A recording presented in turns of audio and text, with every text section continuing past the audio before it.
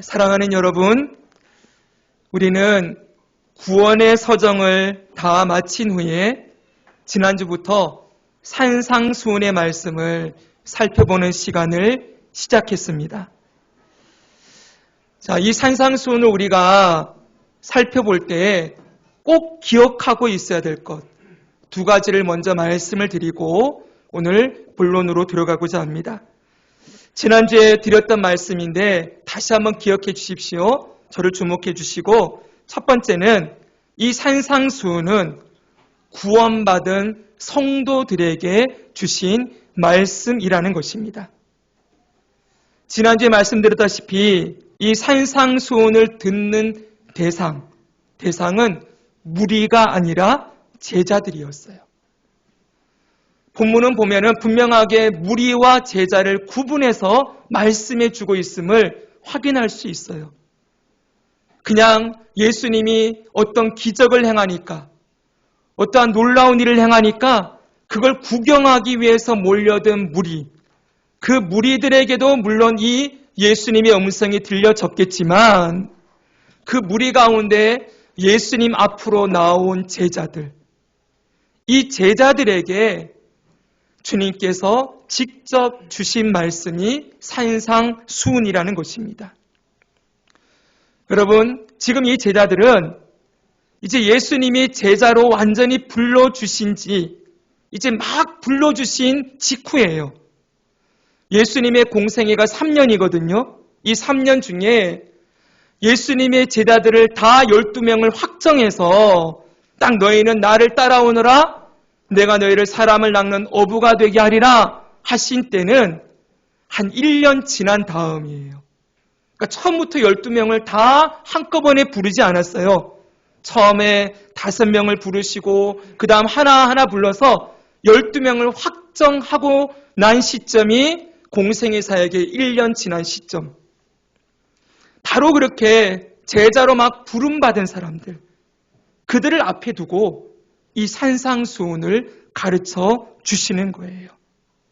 다시 말씀드리면 이제 막 구원을 받고 하나님의 자녀가 된 자들, 그들을 향하여서 이제 앞으로 그 자녀로서의 삶이 어떤 삶이어야 되는가를 가르치기 위한 삶의 지침, 제자들의 삶의 교훈이 되는 말씀으로 이 산상수훈을 가르치고 계신다는 것입니다.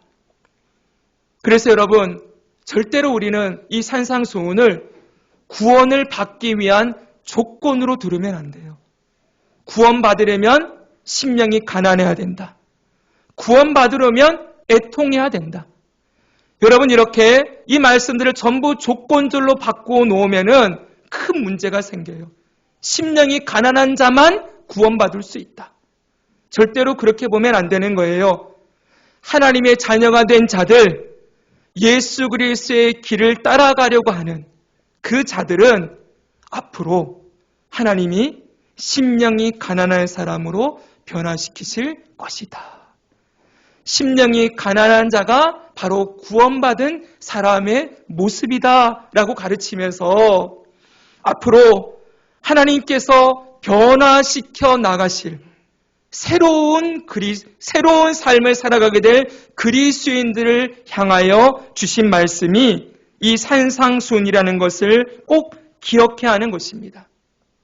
다시 강조합니다.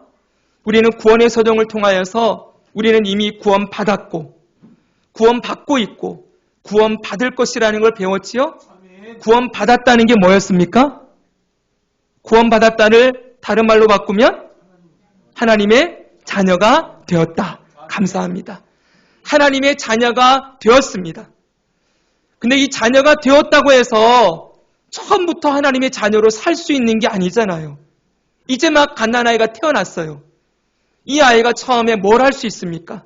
처음에는 엄마 젖 빨고 그리고 자고 그리고 맨날 그렇게 생활하다가 이제 어떻게 해요? 이 아이에게 교육을 시키기 시작하지요. 이 아이가 입이 터지고 글씨를 읽고 그 다음에 스스로 행동하게 될 때 어떻게 인간으로 살아가야 되는지 교육을 통하여 이 아이가 자라나게 되는 것처럼 하나님께서는 하나님의 자녀된 우리들을 향하여서 앞으로 너희는 하나님의 자녀로서 이렇게 살아가야 되는 존재다. 내가 너를 이런 길로 인도할 거야. 그러니 나의 인도함에 너희가 이상하게 생각하지 말고 내가 가르치는 거 잘 배우고 들어서 이렇게 살아가도록 힘쓰고 내가 너를 변화시키는 이 변화에 너는 순종하고 따라오기를 바란다. 이런 마음으로 예수님이 산상수훈을 주셨다는 것을 꼭 기억해야 돼요.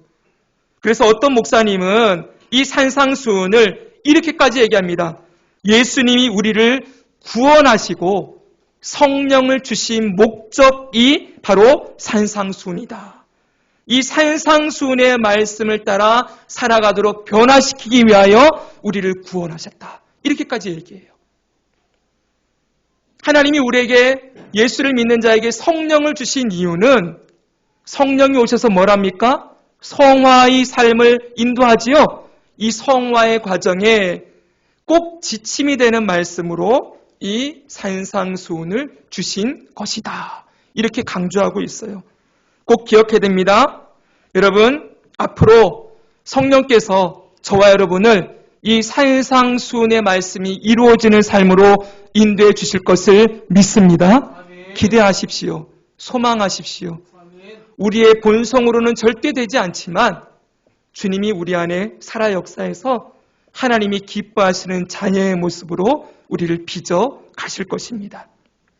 두 번째로 정말 중요한 것은 이 산상수훈을 주신 분이 예수 그리스도이시라는 것을 꼭 기억해야 됩니다. 이 교훈은 사람의 교훈이 아니에요. 어떤 뛰어난 철학자나 어떤 지혜자의 글이 아니에요. 이 땅에 오신 하나님의 아들, 또한 나를 위하여 죽으시고 부활하신 나의 구원자 메시아 예수께서 주신 말씀이라는 것을 꼭 기억해야 됩니다. 성경 66권의 말씀이 다 중요하지만 특별히 이 복음서에 나오는 예수님이 직접 가르치신 말씀은 더 중요하다고 할 수가 있어요. 사랑하는 여러분, 우리는 가끔가다 소문이나 아니면 TV나 매체를 통하여서 나는 잠자는 중에 꿈속에서 신을 만났다. 나는 꿈속에 잠자다가 산신령을 만났다. 부처를 만났다. 이런 얘기들 우리 가끔 듣잖아요. 그러면서 직접 그 신이 나에게 이렇게 하라고 얘기해 줬다. 여러분, 그 신을 통하여서 계시를 직접 받았다고 하는 사람은 어떻게 살까요? 어떻게 살겠습니까? 남들이 전부 뜯어 말리고 막 뭐라고 해도 들어요, 안 들어요? 안 들어요. 내가 직접 신에게 말씀을 들었거든요.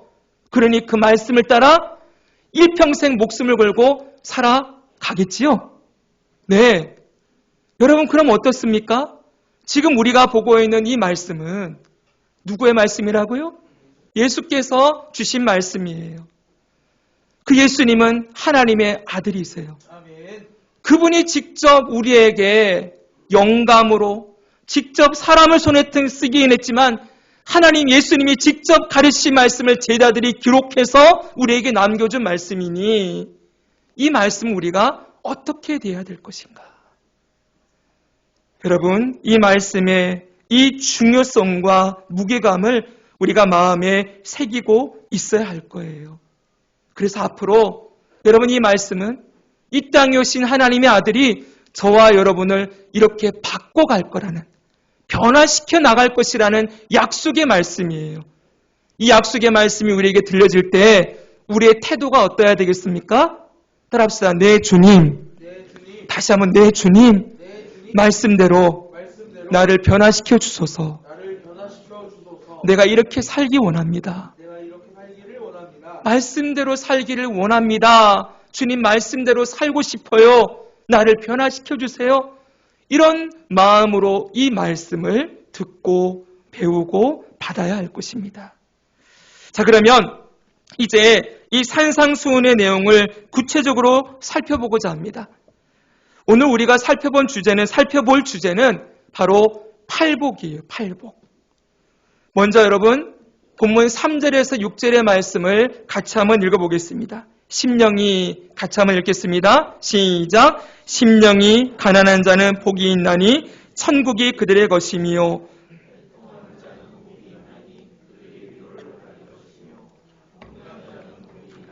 그들이 땅을 기업으로 받을 것이며 의에 줄이고 목마른 자는 복이 있나니 그들이 배부를 것이며. 아멘. 여기서 우리가 주목할 구절은 바로 복이 있나니 이 구절이에요. 이 구절이 계속 나오고 있죠, 그렇죠? 근데 중요한 건 우리가 보는 이 한국어 성경에는 심령이 가난한 자는 복이 있나니, 애통하는 자는 복이 있나니, 이 복이 있나니가 이 구절의 중간에 배치되어 있어요. 근데 원문을 보면은 원문은 이렇게 되어 있습니다. 그대로 직역하면 복이 있도다. 심령이 가난한 사람은, 복이 있도다. 애통하는 사람은, 복이 있도다. 온유한 사람은. 맨 앞에 복이 있도다. 이걸 선언하고 그 다음에 말씀이 기록되어 있는 거예요. 복이 있도다. 심령이 가난한 자는, 그 이유는 그가 천국을 소유한 사람이기 때문이다. 천국이 그들의 것이기 때문이다. 복이 있도다. 애통하는 사람은, 그 이유는 그들이 위로를 받을 것이기 때문이다. 10절까지 전부 이런 배열을 가지고 있어요. 맨 앞에 복이 있도다가 먼저 나오는 거예요. 자, 그러면 오늘 우리가 생각할 것은 예수님이 가르치시는 복이 뭐냐?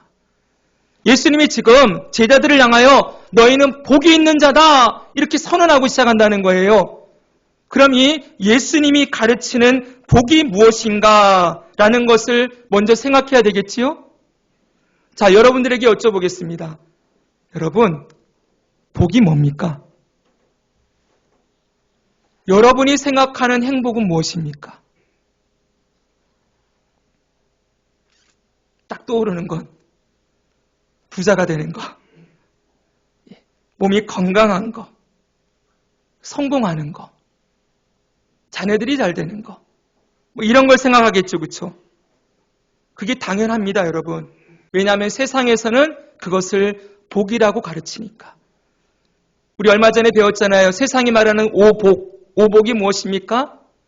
돈이 많고 부자가 되고 건강하고 평안하게 오래 살고 잘 죽는 거, 이런 걸 세상은 복이라고 얘기를 해요.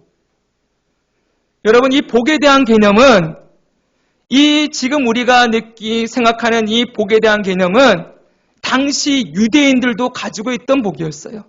잘 들어야 됩니다, 이 부분을. 지금 이 예수님의 말씀을 듣고 있는 이 제자들도 기본적인 신분은 유대인이에요. 유대인은 저 구약의 이스라엘 백성들 가운데 살아남은 남유다 백성들의 후손들이에요. 그러니까 아브라함의 후손이라고 하는 자들이 지금 유대인으로 살아가고 있는데, 이 유대인들, 제자들도 유대인이고 무리도 유대인이에요. 이들이 가지고 있던 복에 대한 개념, 유대인들이 가지고 있던 복에 대한 개념이 무엇이었는가 했더니, 이들이 복 그러면 생각나는 말씀이 있다는 거예요. 이들이 복을 받는다 그러면 생각나는 말씀 어딜까요? 이게 신명기 28장의 복. 신명기 28장은 복과 저주에 대해서 아주 잘 가르쳐주는 말씀이거든요. 이 신명기 28장에 가르치는 이 복이 유대인들이 가지고 있던 복에 대한 개념이었어요. 그럼 어떤 건지 한번 읽어볼까요? 자, 한번 봅시다. 신명기 28장 2절에서 6절입니다. 내가 내 하나님 여호와의 말씀을 청종하면 이 모든 복이 내게 임하며 내게 이르리니, 이 모든 복이 너에게 임할 것이다. 그래서 이 복이 무엇인지 구체적으로 이렇게 얘기하고 있어요. 성읍에서도 같이 한번 읽겠습니다. 시작. 성읍에서도 복을 받고 들에서도 복을 받을 것이며 내 몸의 자녀와 내 토지의 소산과 내 짐승의 새끼와 소와 양의 새끼가 복을 받을 것이며 내 광주리와 떡 반죽 그릇이 복을 받을 것이며 내가 들어와도 복을 받고 나가도 복을 받을 것이니라. 아멘. 야, 멋지지요? 들어와도 복을 받고 나가도 복을 받고 너와 내 자녀들, 집에 있는 가축들까지 복을 받는데요. 이 복이 뭔가 그 다음 말씀 7절부터 보니까 이렇게 돼 있어요. 여호와께서 너를 대적하기 위해 일어난 적군들을 내 앞에서 패하게 하시리라. 전쟁에서 승리하는 복이에요. 그들이 한 길로 너를 치러 들어왔으나 내 앞에서 7길로 도망하리라. 내 몸의 소생과 가축의 새끼와 토지의 소산을 많게 하시며, 자녀들 많이 낳고 짐승들이 새끼를 많이 낳는데요. 그럼 뭐가 되겠습니까? 자녀 부자, 짐승들 부자 되겠지요? 그 다음 보세요. 내가 많은 민족에게 꾸어줄지라도 너는 꾸지 아니할 것이요. 여호와께서 너를 머리가 되고 꼬리가 되지 않게 하시며 위에만 있고 아래에 있지 않게 하시리니. 좋지요, 여러분. 듣기만 해도. 저희 어머님이 어렸을 때부터 저 머리에 손을 얹고 기도를 내셨는데 늘 들었던 기도가 이거예요. 머리가 되고 꼬리가 되지 않게 해주십시오. 이게 저희 어머님의 기도였어요. 신명기 28장의 말씀으로 저를 축복하신 거예요. 여러분, 여러분의 자녀들이 머리가 되고 꼬리가 되지 않기를 바라고 계시지요? 여기 우리 자녀는 꼬리가 되었으면 좋겠다. 맨날 꾸러 다니면 좋겠다. 이런 생각하시는 분 없잖아요. 네, 이게 누구나 바라는 복이에요. 유대인들은 이 복을 복이라고 생각하고 살았다는 거예요. 그런데 여러분, 오늘 예수님의 말씀을 보십시오. 예수님은 정반대의 말을 하고 계십니다. 다시 들으십시오. 심령이 가난한 자, 애통하는 자, 온유한 자, 의에 줄이고 목이 마른 자, 긍휼히 여긴 자, 마음이 청결한 자, 화평하게 자는 자, 하는 자, 의를 위하여 박해를 받는 자, 이런 사람이 복이 있다. 여러분, 이게 복이라고 생각해 보신 적 있으십니까? 의를 위하여 박해를 받는 게 복입니까? 여러분, 애통하는 게 복입니까? 아무도 이런 것을 복이라고 생각한 적이 없어요. 당시 유대인들에게도 이 예수님의 복에 대한, 이 팔복에 대한 선언은 충격적인 내용이었을 거예요. 오늘 이 말씀을 직접 대하고 있는 21세기를 살아가는 저와 여러분에게도 이 예수님의 팔복이 정말 복이다. 이게 복이 맞습니다. 라고 여러분은 인정하고 받아들이실 수 있겠습니까? 마음이 가난한 게 복인가요, 여러분?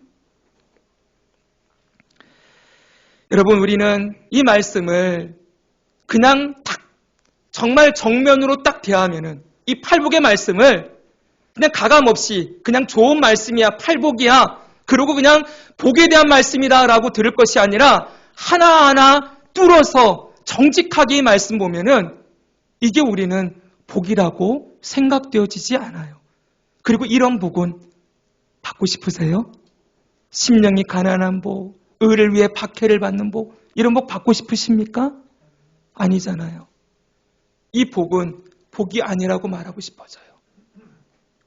그런데 여러분, 우리는 기억해야 됩니다. 예수님이 왜 제일 먼저 제자들에게 가르치고 싶어 하시는 것이 왜 복에 대한 말씀인가? 예수님이 이 팔복을 통하여서 우리에게 정말 가르쳐주고 싶은 것이 무엇인가라는 것을 생각해 볼 필요가 있다는 거예요. 예수님이 정말 지금 하고 싶은 일은, 제일 먼저 하고 싶은 일은 이 팔복을 통해 제자들의 삶의 관점을 바꾸고 싶은 거예요. 뭘 바꾸고 싶다고요? 삶의 관점. 여러분, 그래서 저는 팔복을 이렇게 정리했어요. 팔복은, 같이 한번 읽어볼까요? 시작! 팔복은 그리스도 안에서 새롭게 태어난 하나님의 자녀들의 삶의 관점을 바꾸는 교훈이다. 팔복은 정말 새로운 관점을 열어주는 거예요. 자, 여러분, 성경은 우리들에게 죄인된 그리스도인들이 하나님의 자녀로 변화된 사건을 이렇게도 말씀을 하고 있습니다. 고린도전후서 5장 17절 같이 한번 읽습니다. 시작! 그런즉 누구든지 그리스도 안에 있으면 새로운 피조물이라. 이전 것은 지나갔으니 보라 새 것이 되었도다. 아멘. 죄로 죽었던 우리가 예수 그리스도를 통하여서 거듭나게 되어지고 하나님의 자녀가 된 사건을 다른 표현으로 새로운 피조물이다, 새 것이 되었다라고 선언하고 있습니다. 그럼 여러분, 새 것이 뭡니까? 새 것은 완전히 이전과는 다른 존재라는 거지요. 제가 늘 말씀드리지만 여러분, 이 컵 새로 사왔거든요. 이거 제가 몇 번 썼습니다. 이거 새 겁니까? 중고입니까? 중고지요. 이걸 다시 공장에 들어가가지고 다시 유약도 바르고 해가지고 만들어서 다시 갖고 와도 이게 새 겁니까? 중고입니까? 중고지요. 중고는 사용하면은 중고는 아무리 고쳤어도 중고일 뿐이에요. 말씀 보십시오. 우리는 중고가 아니라는 거예요. 그리스도께서 완전히 우리를 새로운 사람으로 만들어 놓았다는 거예요. 피조물이에요. 창조주 하나님이 그리스도의 자녀들은 새롭게 만들어낸, 새롭게 빚어낸 새 것이다 라고 선언했어요. 그럼 여러분, 뭐가 새 겁니까? 우리가 예수님 믿었다고 해서 우리 몸이 새 거가 됩니까? 이 육체가 새 걸로 태어납니까? 아니지요. 예수님과 니고데모의 대화에서 사람이 거듭나야 하나님 나라를 볼 수 있다 그랬더니 니고데모가 그러잖아요. 어떻게 사람이 엄마 뱃속에 들어갔다가 다시 태어날 수 있습니까? 다시 태어나는 걸, 엄마 뱃속에 들어갔다가 다시 새로운 아기로 태어나는 걸 니고데모는 새롭게 태어나는 것으로 이해했다는 거예요. 여러분, 그런 사람이 있습니까? 없습니까? 없지요. 예수님을 믿었다고 해서 우리 몸이 새로 태어나는 거 아니에요. 이 몸이 새 것이 되는 게 아니라고요. 그럼 뭐가 새 것이 되는 겁니까? 바로 우리의 속사람이, 우리의 이 영혼이, 이 심령이 완전히 새로운 사람으로 변화되어지는 것, 이것을 새 것이다, 이렇게 말씀하고 있어요. 우리의 속사람이 새롭게 태어나는 것이 바로 새로운 피조물, 새로운 것이 되는 거라고 가르치는 것이죠. 그럼 여러분, 우리의 이 속사람, 이 겉사람, 이 육체 말고 우리 안에 있는 이 영혼, 마음, 심령이라고 표현하는 이게 우리가 새 것이 되었다는 증거가 뭐겠습니까? 어떻게 새 것이 되는 거예요? 우리 배워왔잖아요. 예전에는 이 심령에, 이 마음 중심에 내가 주인이었어요. 근데 이제는 예수님이 내 안에 들어오셔서 내 마음의 주인이 되어주세요. 내 속사람의 주인이 내가 아니라 예수님이 되어주시는 거예요. 이거 우리 수도 없이 들었지 않습니까? 이게 뭐예요? 성화. 따라합시다. 성화. 거룩한 변화. 뭐가 변화예요? 내가 주인 되었던 내가 주인이 아니라 예수님이 주인 된 사람으로 변화되어지는 그 변화가 성령이 일으키는 변화 아닙니까? 바로 그게 새 것이라는 거예요. 예수님이 우리의 주인이 되면 어떤 일이 벌어지는지 아십니까? 우리의 눈이 열리는 거예요. 우리가 그동안 보지 못했던, 알지 못했던 것들을 보고 듣게 되고 깨닫게 되고 믿어지기 시작하는 거예요. 여러분 보십시오.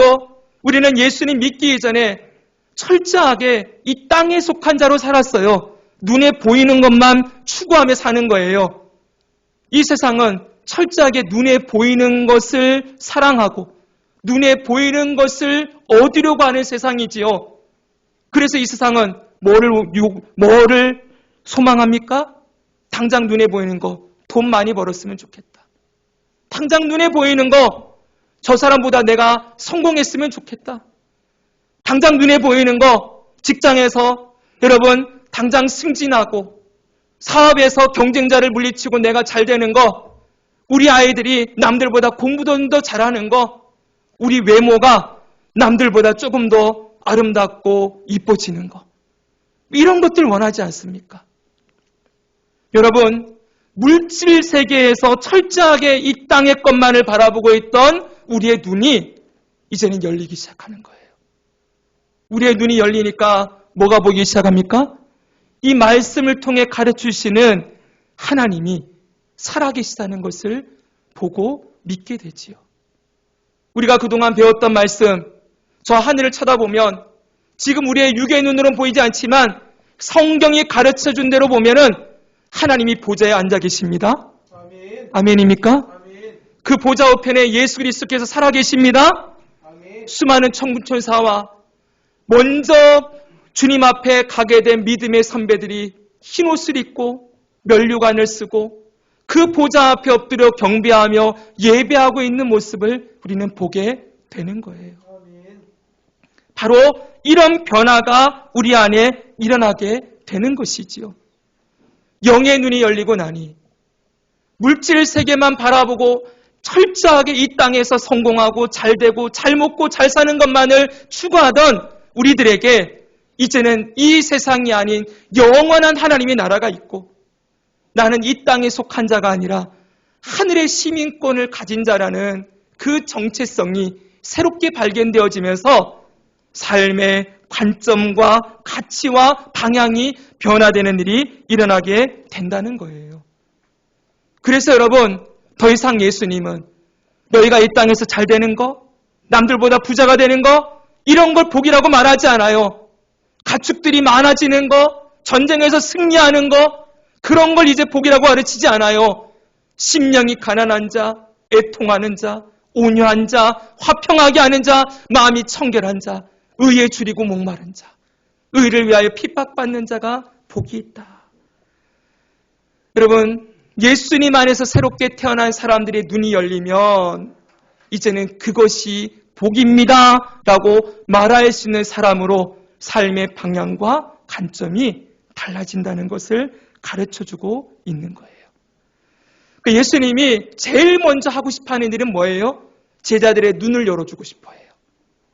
하나님의 자녀들이 무엇을 향해 살아야 되는지, 삶의 방향과 목적이 무엇이 되어야 되는지를 가르쳐주는 거예요. 여러분, 이게 너무 중요하지 않겠습니까? 네, 사람이 바뀐다는 게 뭐가 바뀌는 거예요? 생각이 바뀌는 게 사람이 바뀌는 거죠, 그렇죠? 네, 똑같은 곳만 보고 있던 사람에게 아니야, 그 길 말고 이 길도 있어 라고 새로운 길을 열어주고 보게 하는 게 그게 여러분 사람의 변화의 첫걸음 아닙니까? 지금 예수님이 하고 싶어하는 일은 하나님의 자녀들의 삶의 관점과 방향을 새로운 길이 있다. 이것이 진짜 복된 길이다라는 것을 열어주는 것으로 이 제자들을 향한 교훈을 시작하고 있다는 거예요. 여러분, 우리의 관점도 이렇게 변화되기를 소망합니다. 지금은 이해되지 않을지 몰라요. 그러나 다음 주부터 심령이 가난한 게 뭔지, 애통하는 것이 무엇인지 하나하나 배우고 나면은 여러분 동의하게 될 거예요. 정말 이게 복입니다. 라는 걸 우리가 고백하면서 이 복된 삶이 나의 것이 되게 하신 하나님 감사합니다. 그리고 내가 이 복을 누리며 살고 싶습니다. 라는 고백을 드리게 될 거예요. 여기서 말씀을 마치기 전에 꼭 중요하게 짚고 넘어가야 될 것이 있어요. 이 심령이 가난한 복은 다음 주부터 좀 말씀드리려고 하고요. 지금 아까 전에 유대인들이 생각했던 복이 신명기 28장의 복이라고 말씀을 드렸지요. 다시 글리 돌아갑니다. 돌아가서 생각해 봐야 될 것이 있어요. 이 복이 너무 좋은 복이에요. 들어가도 복 받고 나가도 복 받고 떡 반죽 그릇 광주리에도 복을 받는데요. 얼마나 복이 넘쳐나면 이런 복이 그렇게 주어지겠습니까? 그런데 이 복에는 조건이 붙어 있어요. 이 복은 아무나 누릴 수 있는 게 아니에요. 그 조건이 뭔지가 중요해요. 신명기 28장 2절을 보겠습니다. 같이 한번 읽을까요? 시작! 내가 내 하나님 여호와의 말씀을 청종하면 이 모든 복이 내게 임하며 내게 이르리니. 아멘. 조건이 뭡니까? 여호와의 말씀을 청종하면. 청은 듣고, 종, 따를 종, 따라가면. 듣고 따라야 이 복이 주어진대요. 그 다음 13절, 14절도 이렇게 말씀합니다. 오직 너는 내가 오늘 내게 명령하는 내 하나님 여호와의 명령을 듣고 지켜 행하며. 따라합시다. 듣고 지켜 행하며. 내가 오늘 너희에게 명령하는 이 말씀을 떠나 좌로나 우로나 치우치지 아니하고 다른 신을 따라 섬기지 아니하면 이와 같으리라. 조건이 붙었어요. 말씀을 듣고 따라야 되고, 좌로나 우로나 치우치지 않아야 되고, 다른 우상을 섬기지 않아야만 이 복을 얻게 될 것이다 라고 가르치고 있다는 거예요.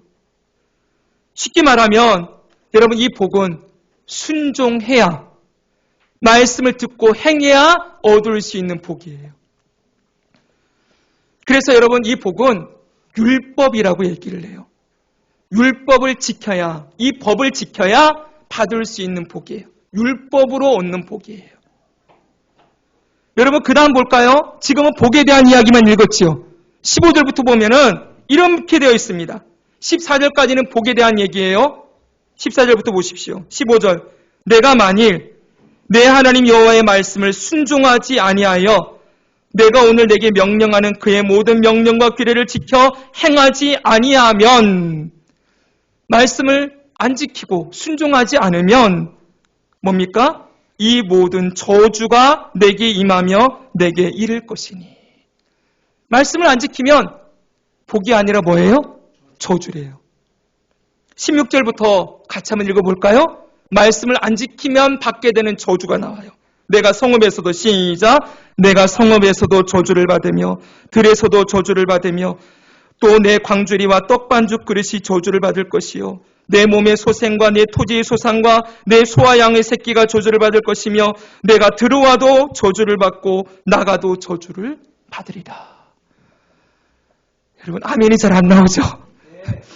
들어가도 저주받고 나가도 저주받을지어다. 그럼 여러분, 여기에 아멘 할 사람이 누가 있겠습니까? 여기 저주받고 싶은 사람이 있어요, 없어요? 없지요? 근데 생각해 봅시다. 여러분, 이 말씀을 지켜서 이 복을 받을 수 있는 사람이 우리 가운데 누가 있을까요? 저는 말씀을 다 지켜서 이 순종할 때 얻는 복을 충분히 받을 자격이 있습니다라고 손들 수 있는 사람 누가 있습니까? 없지요? 그럼 유대인들 사이에는 있었을까요? 구약의 백성들은 이 말씀을 다 지켜서 이 복을 받았을까요? 못 받았죠. 우리는 구약의 역사를 잘 알고 있죠? 결국 어떻게 됐습니까? 분명히 잘 들어보십시오. 순종했을 때에는 내 적군이 너를 치러 왔다가 7길로 도망하게 될 것이다. 전쟁의 승리를 약속하셨어요. 그러나 이 말씀을 지키지 않았을 때는 너희가 반드시 이방 사람들에게 그 심판을 받고 너희 송이 깨트려지고 너희 자녀들이 포로로 잡혀갈 것이고, 이 저주의 말씀, 이 말씀이 임한 역사가 구약의 역사 아닙니까? 구약은 이스라엘이 두 개로 쪼개지더니 북이스라엘은 아수르에 의해서 멸망되어지고 남유다는 바벨론에 의해서 3번 침공을 받아 포로로 잡혀가는 역사가 구약 역사의 끝이에요. 이 말씀을 지켜서 이들이 복을 받았습니까? 아니요. 지키지 못해서 저주와 심판을 받았어요. 생각해 보십시오. 지금도 이 말씀을 가지고 말씀을 잘 지키면, 순종하면 복을 받습니다 라고 말씀하시는 많은 설교자들이 있어요. 제가 감히 그분들을 다 비판할 수 없는 존재입니다. 그러나 여러분, 제가 정직하게 말씀을 통해 말씀드릴 수 있는 건, 우리 중에 누구도 이 말씀의 기준을 따라 판단했을 때 우리는 복을 받을 존재가 아니라 전부 저주받아야 되는 존재라는 것, 분명한 사실입니다. 우리는 구약의 율법의 시대에 우리가 태어나서 살아가고 있다면 이 복은 누릴 수가 없는 복이에요. 이 저주 중에 하나라도 감해주는 게 감지덕지한 인생이지요. 그런데 여러분, 우리는 이 시대에 예수님이 오시고 난 이후부터는 복을 받는 기준이 달라진다는 거예요. 지금 이 얘기를 하고 싶어서 그래요.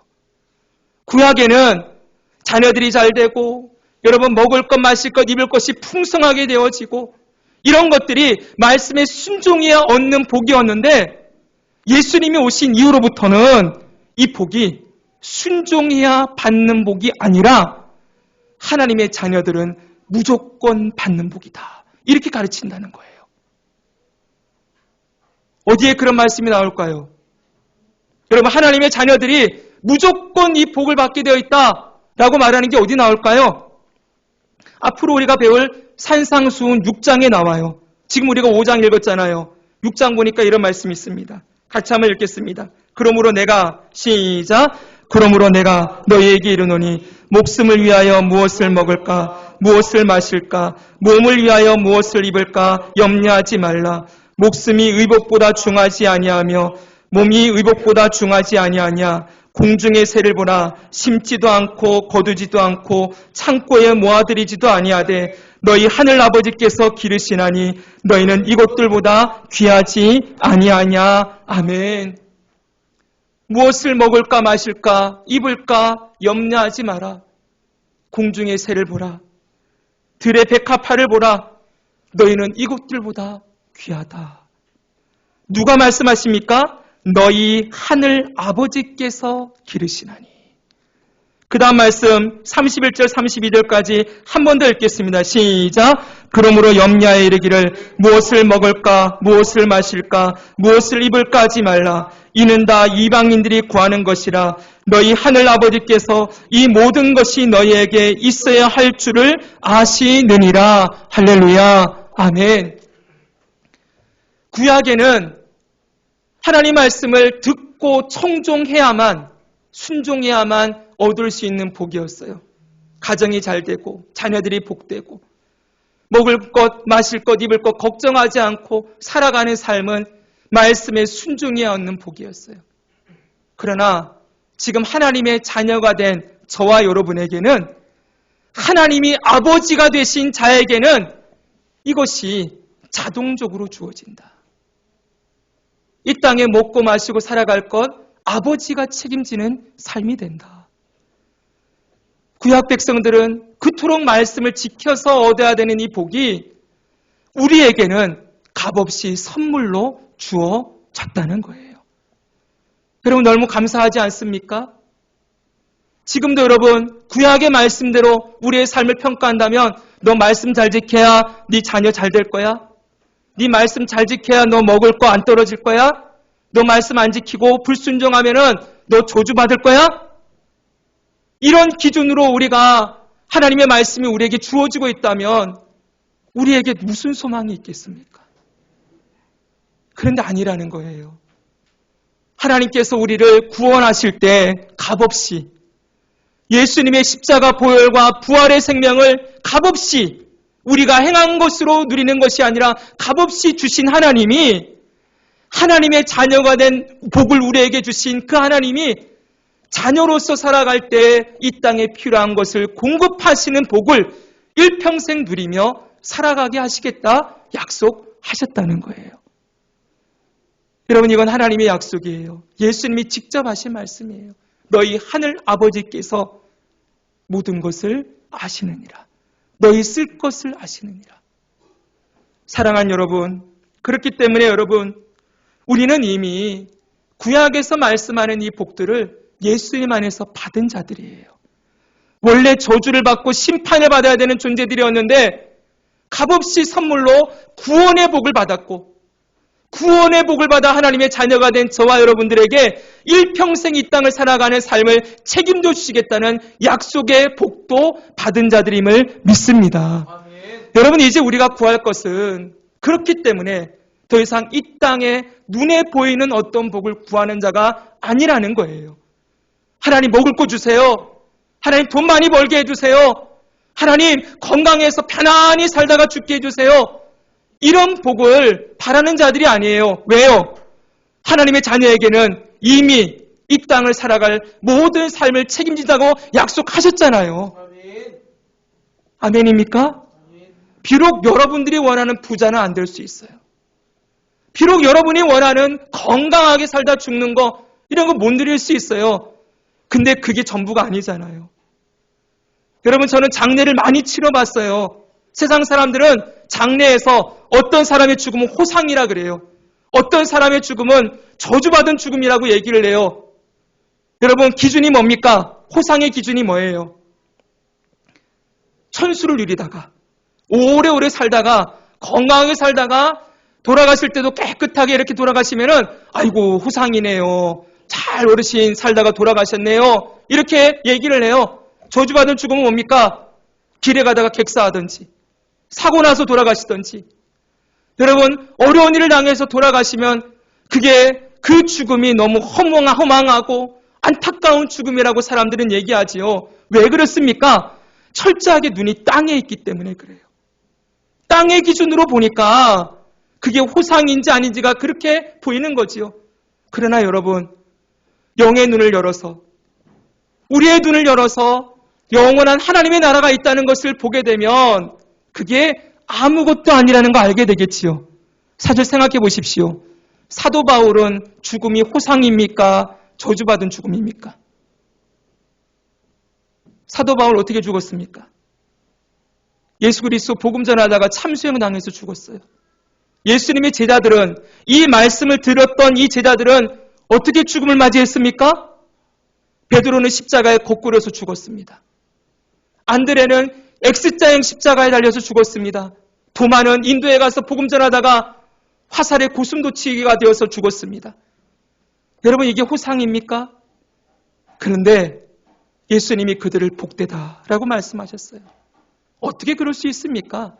이 땅이 전부가 아니라 영원한 하나님의 나라가 있고 그 하나님의 나라에서 받을 상이 있고 여러분 그 하나님이 우리를 영원토록 새하늘과 새 땅에서 영광스럽게 변화된 모습으로 왕노릇하며 살게 될 것이라는 것을 우리에게 보여주시고 이 예수님을 믿은 자들이 그것을 보고 살았기 때문에 더 이상 이 땅의 복을 복이라고 말하지 않을 수 있었던 거예요. 우리의 관점도 바뀌길 원합니다. 세상이 말하는 복과 그리스도인이 말하는 복이 똑같아서는 안 돼요. 자녀들이 잘 되면 아이고 저 집은 복 받은 가정이네. 예수님 잘 믿더니 저 집은 자녀가 잘 되는 복을 받았네. 아이고 저분은 예수님 잘 믿더니 돈 많이 벌었네. 여러분 이렇게 말해서는 안 된다는 거예요. 그럼 돈 못 벌고 평생 가난하게 지내다가 돌아가신 그리스도인은 뭐라고 얘기하겠습니까? 여러분 자녀들이 좋은 대학 못 들어가고 그냥 그런 대학 나와가지고 그냥 근근히 직장 생활하며 살아가는데도 열심히 예배드리고 하나님 섬기는 사람들을 여러분 뭐라고 얘기하겠습니까? 그들은 복 못 받은 사람들입니까? 아니죠 여러분. 절대로 그렇게 말해서 안 돼요. 이 땅의 삶은 가난하게 살 수 있고 부하게 살 수 있고 건강하게 살 수 있고 병들어 힘들게 살 수도 있어요. 핍박받으며 살아갈 수도 있고 고난 중에 살아갈 수도 있어요. 어떤 분은 일평생 예수 믿지 않는 남편에게 맨날 핍박받으면서 얻어맞으면서 그래도 믿음 지키며 살아가며 자녀들을 믿음으로 길러낸 수많은 우리 어머니들이 있어요. 여러분 그분들의 삶은 저주받은 인생입니까? 복을 못 받았습니까? 아니에요 여러분. 그들에게는 어떤 복이 있었을까요? 심령이 가난한 복.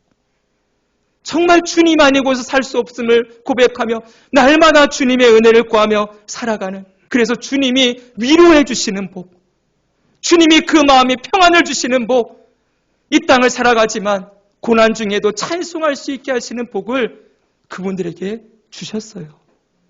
오늘 우리에도 그 복을 누리게 될 줄 믿습니다. 관점을 바꾸시는 것. 예수님이 정말 하고 싶어하는 일은 하나님의 자녀들이 이 땅을 살아가면서 무엇을 바라보며 무엇을 기뻐하며 무엇을 즐거워하며 무엇을 소망하며 무엇을 감사하며 살아야 되는지를 바꾸시는 일, 이것이 제일 먼저 하시고자 하시는 일이었음을 우리가 팔복을 통해서 배우게 될 것입니다. 사랑하는 여러분, 우리는 이미 하나님의 자녀가 되었습니다. 우리 옆에 분에게 한번 인사하겠습니다. 당신은 하나님의 자녀입니다. 하나님께서 자녀의 복을 주셨습니다. 일평생 동안 삶을 책임져 주시는 복을 주셨습니다. 할렐루야. 여러분 정말입니다. 우리는 복을 이미 받은 자들입니다. 그리고 새로운 복을, 팔복의 복을 우리로 누리며 살아가게 하실 거예요. 이 귀한 예수님의 은혜를 날마다 기대하고 소망하면서 믿음으로 기쁨으로 주님을 찬양하며 살아가는 저와 여러분 되기를 주 예수님의 이름으로 축복합니다.